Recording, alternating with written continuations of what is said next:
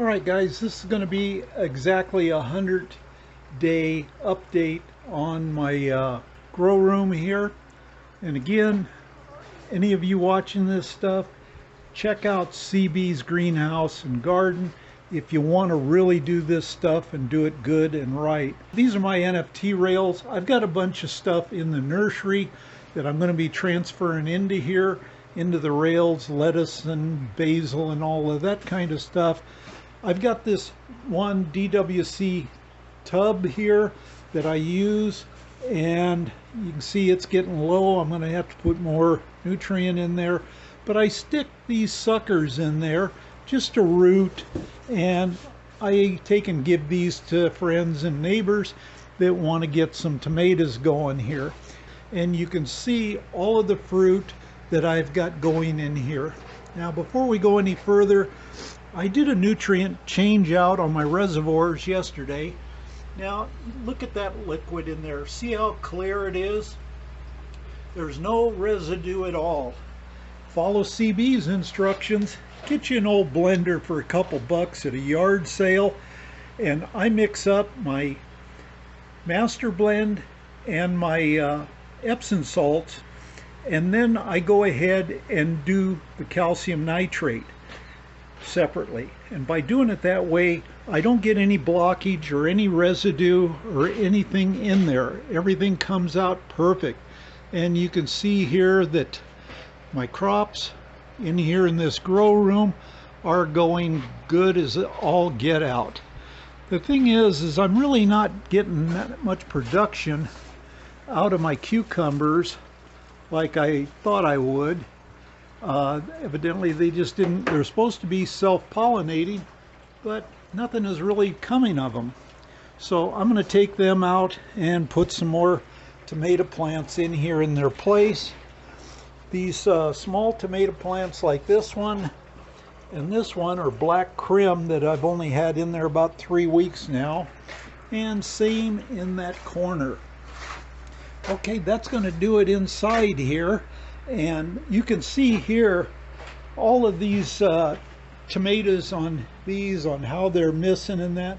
We're eating off of this stuff on a daily basis, and we just take it as we need it. And everything just keeps growing crazy. Okay, I want to take and show you outside in my regular garden how that's going. Okay, before we get to that, yesterday when I did my nutrient change out, you can see here that these two tubs are filled up, one from my Dutch buckets and one from my NFT rails.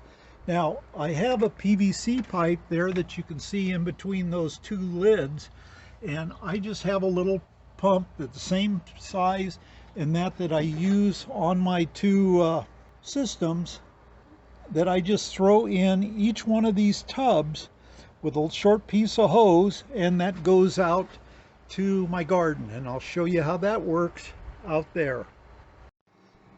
And before we get outside, this is some of the stuff that I have that's going to be transferred into those NFT rails later on today. Okay, here on the side of the house, you can see that coming around that hot tub room there, I have that straight PVC right under the lip there, comes right down here. And I've got a hose fitting here. Now on that hose fitting, I just hook a hose to that. I can run it out here, run it to whatever bed I want to take and use that used nutrient up, and just let it take and water my plants. So I get use out of all of my nutrient that way.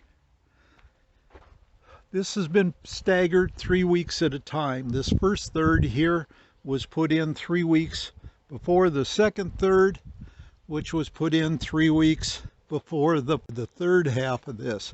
I staggered it that way so we didn't get everything at once. There's just me and the wife, and we're old and share a lot of it. Here's my other beds. You can see from here I have 5 beds. These top 2 beds are 4 foot by 25 foot. The next 2 are 4 foot by 12 foot, and the third bed down there is 17 foot by 4 foot. In this first bed here, we've got tomatoes, all different varieties of it. And we've got room that we're going to be putting a lot more in. We've been having such a hot spell, I didn't want to transplant any more than I had to. In the corner of each one of these beds, you can see here, I've put in a sunflower to take and attract pollinators. Down here we've got squash. You can see it's been going crazy.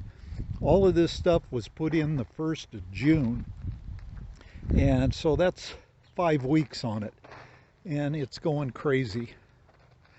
Now we've had days in the 111 to 115. And it's powering right through it. Here I got a bunch of beans. Again, sunflowers. Down here I got Swiss chard, zucchini, some pak choi, more sunflowers. Down below, this bed here was pretty much an accident bed. I'd taken and rototilled that all up with some fertilizer and that. I didn't know there was anything in there, and all at once we had asparagus popping up like crazy, and we've been harvesting that and having it every couple of nights a week, and it was all a total surprise. Again, I've got more sunflowers there. Here on my strawberry bed, I'm right in the process of ripping out all this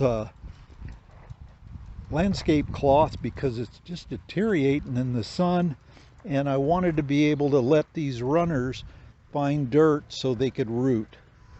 Here we've got a massive rhubarb plant along with the sunflowers on it also.